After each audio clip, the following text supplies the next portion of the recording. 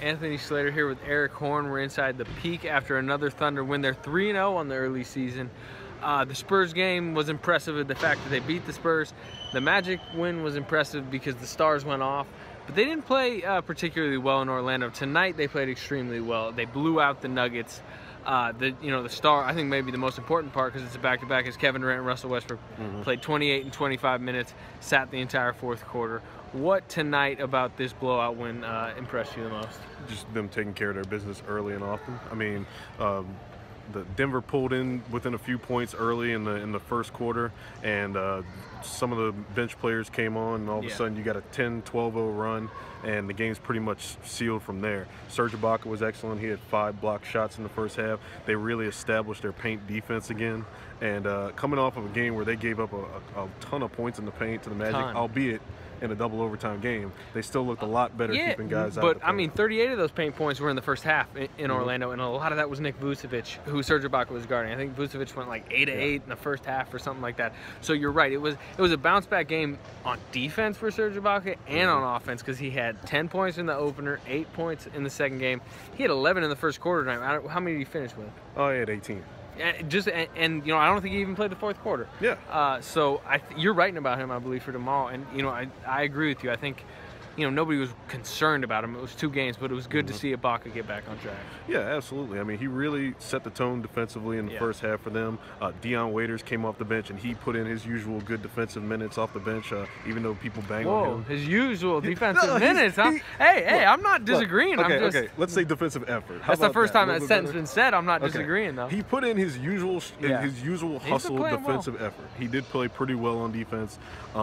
Like you were saying, the first half paint points for the Magic were a ton. Yeah. And I don't think the Thunder gave up that many the entire game tonight. It might have been 34, 36 points in the paint. So overall, a good effort, especially coming off of a game where you played guys a ton of minutes. And as Cantor gobbles up his double-double, like pretty much all in the fourth quarter. It's the perfect situation for Cantor. He doesn't have a good night statistically, but they're blowing him out. So the fourth quarter is all about him getting his. Beyond that, Cameron Payne makes his NBA debut tonight, and Mitch McGary makes his season debut. Neither of them seem in the rotation at this point, but it was good to see them on the court, get their feet wet, especially Payne. Yeah, it was good to see those guys finally get on the court, and we got some extended Kyle Singler minutes early tonight, too. So. Early and often tonight. Maybe it was the orange jerseys. And he was letting it fly, too, a little bit. Wow, by the way, orange jerseys. Yay, nay? What were your thoughts now that we've seen them on the court in front of us running up and down? They start playing for 5 minutes and you forget they're even orange. You just see them as basketball players after a while. Yeah. And you know what? When you're winning in the jerseys, it doesn't matter what the color looks like, huh? Tomorrow night, Monday night, in Houston, which would typically be like a high-profile game, and I think it is. It's on NBA TV. But the Rockets are coming in 0-3. They blew a huge lead against the Heat tonight. James Harden's been playing terribly through the first 3 games. You can look at it one way, they're playing a struggling team, or the other way, they're playing a desperate team. What do you expect tomorrow night on the second night of back-to-back? I expect the Rockets to be more competitive than they've been in the first 3 games. They've lost all 3 of their first 3 games by 20 points in every game. And the Rockets are a team with pride. They're going to come home and they're going to play hard. James Harden's been great against the Thunder in his career. He's got a 27-point average against the Thunder for his entire career. That's the highest he has against any team.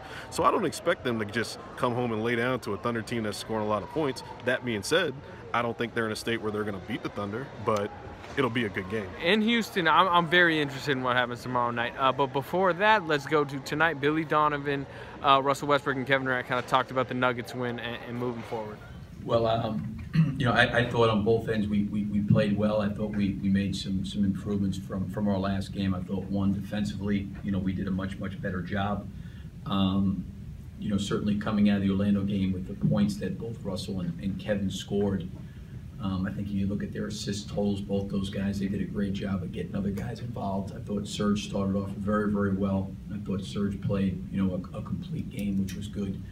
And the thing was, I think our sharing the ball and moving the basketball and having 32 assists was a good thing. For whatever reason, we seemed to do a better job with the turnovers in the second half than we do in the first. I think we had 1 or 2 turnovers in the third quarter, which was good. It was positive. But if we can cut down our turnovers, but overall, I thought that with 1 day in between, that they did a good job yesterday and today, getting themselves prepared and ready to play. And I thought we played well. Nick Gallo, KCThunder.com. Can you expand on Serge's game, just how you thought did he set the tone for you guys? Well, he made some shots, he had some blocks, he defended really well. Serge is one of those guys that, he's very versatile defensively because he's good enough that you can switch, and they create and present some problems when they start moving Gallinari around because he is so skilled and versatile. He's got great size. So when you start switching on him from the small forward spot with Serge has got the ability really to move his feet. We got caught a few times in the first half, more than a few, where we got below the three-point line and we gave up some threes, and then I thought the guys made a great adjustment in the second half. We pressed up and maybe took that away from them a little bit. The key on that end? Just our defense. I think when we get stops and we're not always taking the ball out of bounds, it gives us an opportunity to be able to get easy shots, get out in transition, and be effective.